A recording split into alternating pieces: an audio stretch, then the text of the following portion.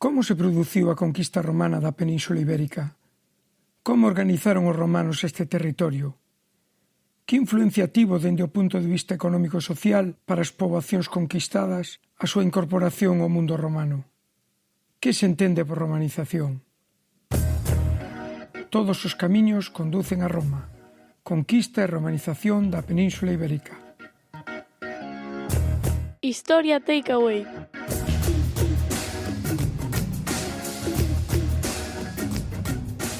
Boas, son José Antonio Martínez e estás a escoitar Historia Takeaway, o podcast que saca a historia das aulas para que a leves e a escoites onde ti quiseres. E seguimos coa historia de España, o terceiro episodio da serie.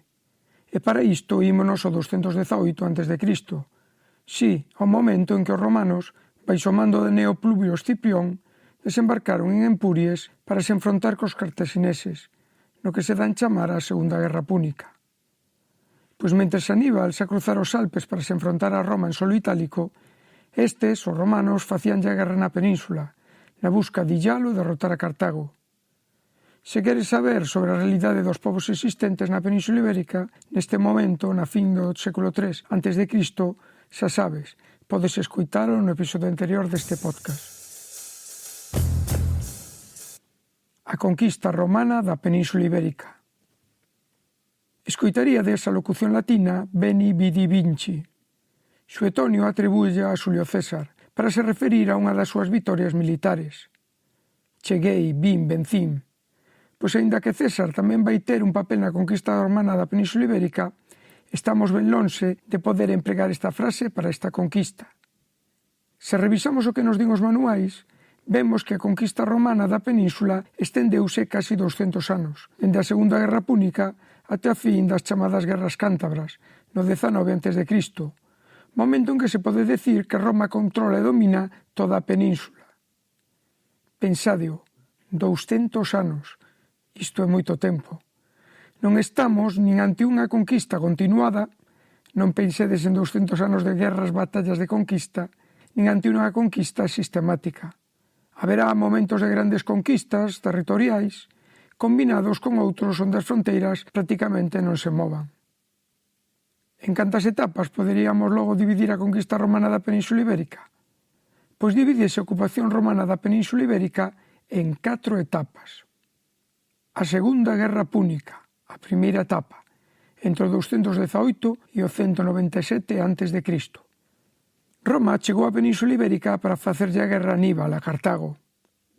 Un dos consensos da historiografía é que non traía un plan de conquista premeditado. Malia graves derrotas, que supuxeron mesmo a morte de Gneo Cornelio Escipión, queimado vivo con parte das súas tropas, a vitoria final será para Roma. E vai aproveitar a conxuntura e manterse no territorio que vai chamar Hispania. A fins da guerra, nos inicios do século II a.C., Roma controla a franxa mediterránea e o val do Guadalquivir. Como conseguiron derrotar os cartaxineses? Pola súa capacidade e superioridade militar, máis apoiada nas alianzas cos diversos povos íberos, interesados tamén en botar os púnicos. Mas estes povos non ficaran unidos, sino subordinados pola forza e polo pagamento de tributos. Algúns indígenas incluiránse mesmo nas lexións, mais outros, os que supuxeron pola forza romanos, caerán na escravitude ou seren derrotados. A segunda etapa de conquista abranguería do 197 ao 133 a.C. Será nestes 66 anos cando Roma amplía o seu dominio cara ao interior da Península Ibérica. E agora, cando sentan as bases da organización territorial da península, mais o obxectivo prioritario será manter unha situación de paz que lles permita a explotación dos recursos peninsulares. Desta etapa, seguro que vos soa Viriato, o caudillo dos lusitanos, quen se rebelou contra Roma poñendo en moitas dificultades até que foi traicionado e asasinado por persoas da súa confianza no 139 a.C. De aí ven a famosa frase «Roma non paga traidores». Outro dos grandes enfrontamentos deste período é a chamada Guerra contra os celtíberos, que remata coa asedio e a destrucción de Numancia no ano 133 a.C. Malia a súa grande sona, que mesmo ficou na linguaxe, unha resistencia numantina, o asedio concentrouse en pouco máis dun ano, sendo derrotada a cidade sen ningún enfrontamento aberto. Unha terceira etapa, que abranguería do 133 ao 29 a.C., suporía a consolidación da presenza romana na península. Esta non destaca polas grandes conquistas, as Baleares ou as primeiras incursións na Galaecia. O control romano nesta etapa alcanzaría até o Río Douro. Mais Hispania vai xogar un papel central nas guerras civís de Roma. Un dos seus protagonistas, que xa mencionamos, Xulio César, fará un par de campañas militares e na última chegará até Brigantium, actual Coruña, Betanzos. Non se poñen moi de acordo sobre isto. Hispania daba prestixio, riquezas e poder àqueles que querían ocupar o poder da Roma republicana no século I a.C. A cuarta etapa, as Guerras Cántabras, 29-19 a.C.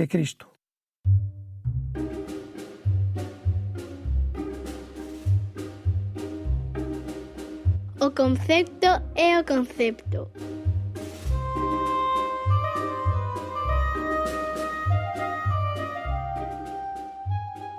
Guerras cántabras. Coñécense como Guerras Cántabras as campañas militares realizadas entre o 29 e o 19 a.C. polo exército de Roma contra as últimas poboacións indígenas da península que estaban fora do seu control, cántabros, astures e galaicos.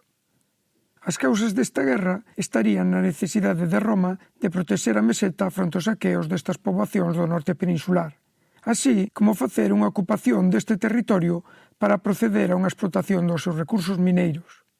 Esta ampliación do territorio conquistado foi promovida por Octavio Augusto, o primeiro emperador de Roma, como un xeito de afianzar a súa autoridade e o seu proxecto político.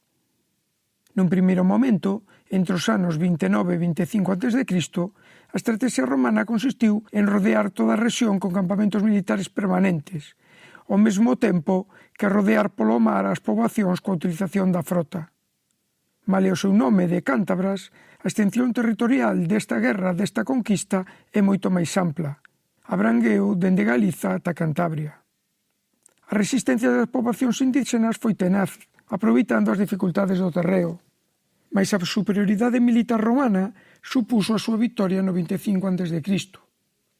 Non parou aí. Entre o 24 e o 22 a.C. producíronse novos levantamentos, o que comportou que Roma tivese que levar novas lexións á zona para continuar a loita, ata a victoria definitiva no 19 a.C. Para impedir novas rebelións, Roma converteu en escravos man de obra para as minas a parte dos combatentes destas poboacións, ao mesmo tempo que dispersou a outra parte destes povos por diferentes zonas da meseta. 3 lexións romanas permaneceron nesta zona durante décadas, co obxectivo de controlar a poboación local e protexer as explotacións mineiras.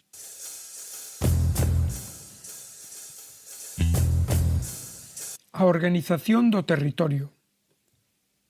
Como xa comentamos, a prioridade de Roma non foi crear estruturas de administración na península, mas acabarían por facelo. Por que? De entrada poderíamos citar 5 obxectivos: o control do territorio, o mantemento da paz, a explotación da riqueza, a percepción de impostos e a administración de xustiza.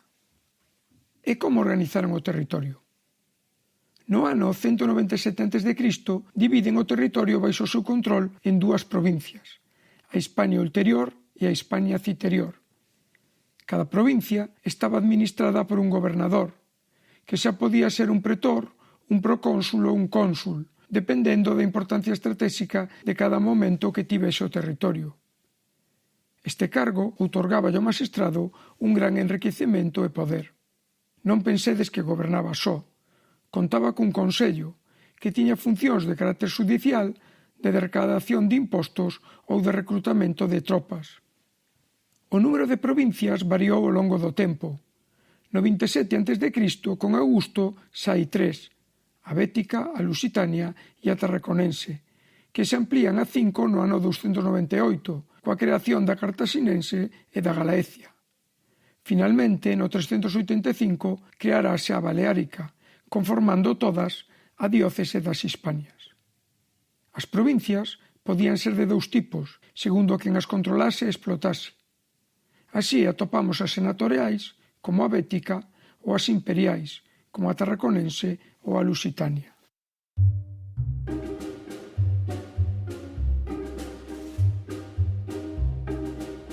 O concepto é o concepto.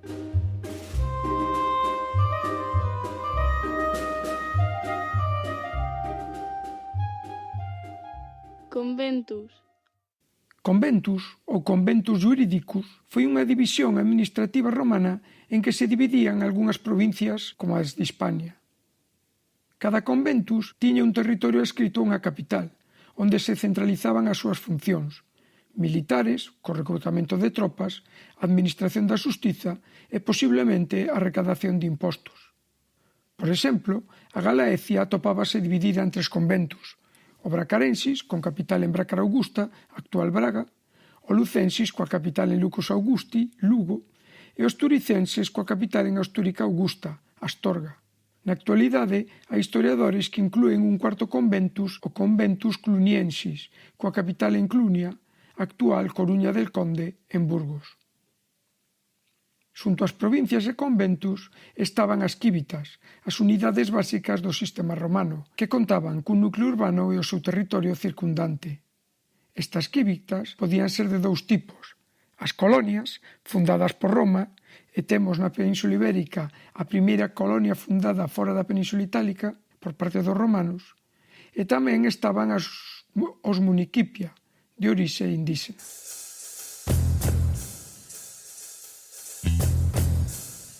A explotación e o desenvolvemento económico. Lembrade, a prioridade da conquista foi integrar este novo territorio no sistema productivo romano para satisfacer as necesidades de Roma, en especial coa explotación dos recursos naturais. Mais a integración da península no mundo romano supuxo unha modificación de toda a estrutura económica peninsular. A que afectou? Pois transformáronse prácticamente todas as actividades económicas.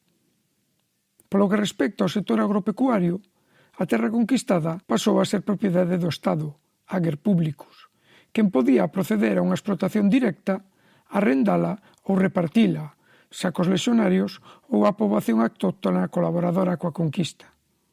Por outra banda, houve un perfeccionamento das técnicas agrarias, o barbeito, o regadío ou do instrumental utilizado na agricultura, como arado. Modificouse tamén o sistema de propiedade da terra, coa creación de latifundios. Houbo pequenos propietarios, mas tamén o uso sistemático de man de obra escrava.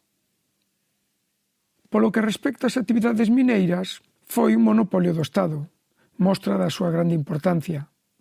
Podían arrendar a explotación das minas. Destaca a explotación de ouro que fixeron ao noroeste nas Médulas ou de estaño, de prata en Serra Morena, de cobre en Río Tinto ou chumbo en Cartasena. A man de obra era escrava, mas tamén atopamos homes libres cun salario. Houbo tamén transformación nas actividades artesanais e o comercio. A cidade é o centro productivo do sistema económico romano. Houbo un gran desenvolvemento urbano e comercial, este último apoiado no uso sistemático da moeda e na integración da península nas rotas comerciais do imperio, coa destacada rede de calzada e as melloras na navegación. En Hispania destacaban 3 grandes vías: a Augusta, que percorría todo o Mediterráneo, a Vía da Prata, da que aínda conservamos como autovía, e a vía transversal que unía Emérita Augusta, Mérida, con César Augusta, Zaragoza. Por suposto, todas estas mudanzas económicas tamén trouxeron importantes transformacións sociais. Tedes que ter en conta que Roma era unha sociedade, unha economía escravista. Este sistema tamén se impuso na Península Ibérica. E de onde saían os escravos? Dos prisioneiros de guerra, incluídas as poboacións indígenas que se rebelaban contra Roma, como ben comentamos nas guerras cántabras, ou por compra. Dentro da sociedade romana podemos destacar diferentes grupos. Entre as persoas libres, honestiores e humiliores. Os honestiores son as ordes superiores, a senatorial, os cabareiros, as élites indígenas, que teñen o control dos cargos públicos das riquezas, así como unha influencia no goberno imperial. Os humiliores serían a plebe urbana e rústica, pequenos artesáns, comerciais, pequenos propietarios rurais e xornaleiros libres. Tamén existirían grupos dependentes, entre os que destacan os escravos, que, como xa dixemos, eran a principal man de obra, os colonos, que eran homes libres mas dependentes da terra que traballaban, e os libertos.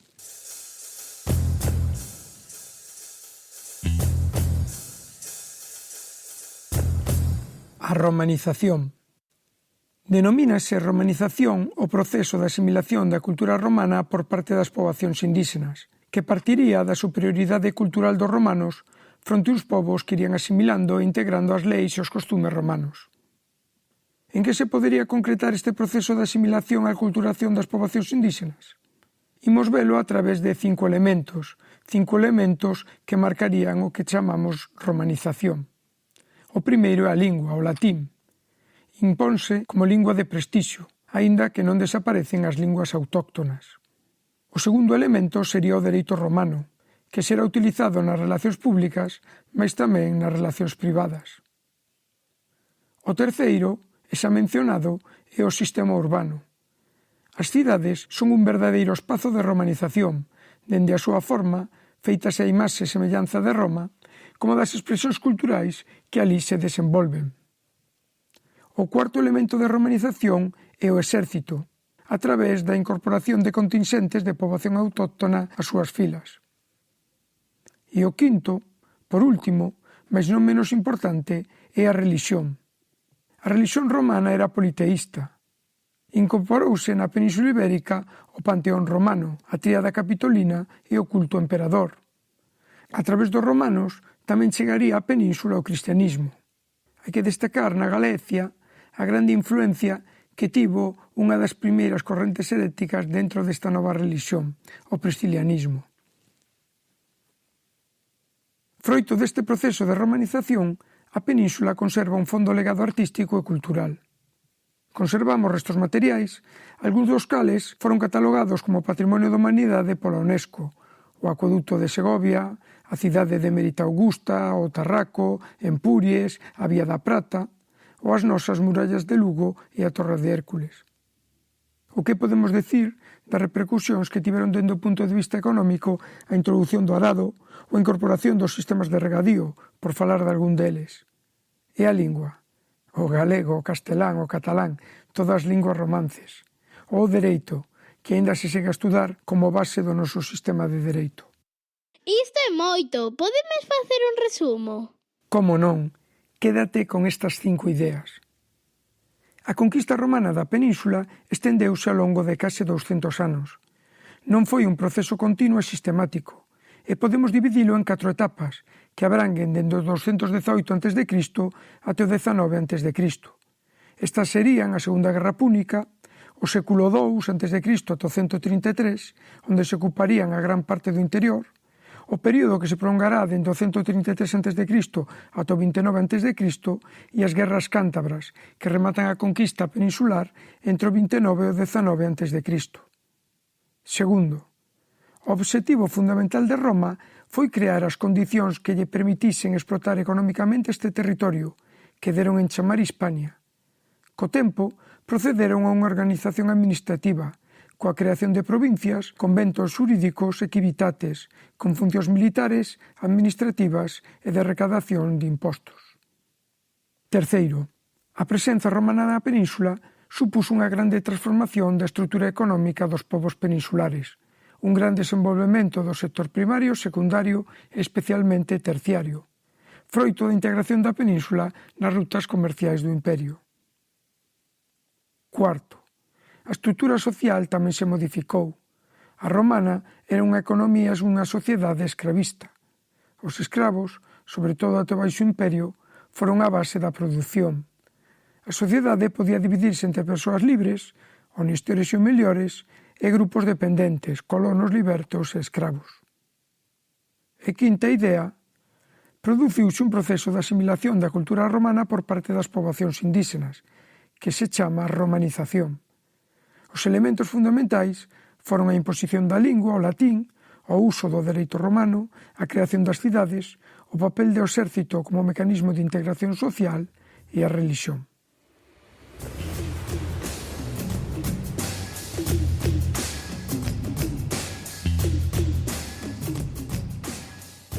E agora sí, xa chegamos a fin do episodio. Que tal? Pareceuche longo? Curto? Foi claro, non o foi? Hai algo que non entendiches? Liches algo no teu manual, liches nalgún libro algo e non che cadra co que ves de escoitar? Por favor, non quedes con ningunha dúbida. Aquí estou para che responder. Podes compartila a través de @facemoshistoria en Twitter ou a través do correo electrónico facemoshistoria@gmail.com. Respondereite e coa túa consulta conseguirás que se vayan facendo mellores contidos e de seguro que axudas a moitas outras persoas que teñen a mesma dúbida pero que non teñen o afán por preguntar. E lembra que nas notas do episodio poderás acceder a outros materiais sobre os temas e os conceptos dos que falamos neste episodio. Non dubides en suscribirte ao podcast. Síguenos a través de iTunes, Apple Podcast, iVoox, YouTube ou a través de calquera aplicación do teu podcatcher favorito. Atoparánnos no blog www.facemoshistoria.wordpress.com ou pon simplemente en Google Facemos Historia e ali nos atoparás. Vémonos. Escoitámonos.